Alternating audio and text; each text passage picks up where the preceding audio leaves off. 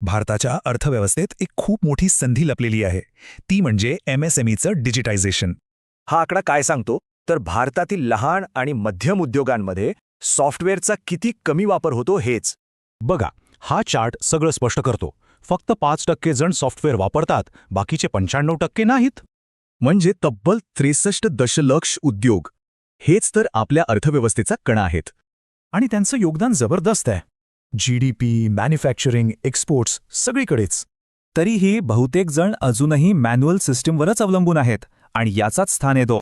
यामुळे काय होतं? अनुपालनाचा ताण, GSTचे दंड आणि सगळ्यात महत्त्वाचं वाढच थांबते. मग हे सगळं असं का आहे?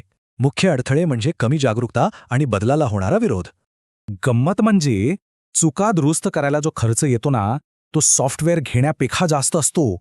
पण या 95% गॅपला एक समस्या म्हणून बघू नका. ही तर देशातल्या सगळ्यात मोठी संधी आहे.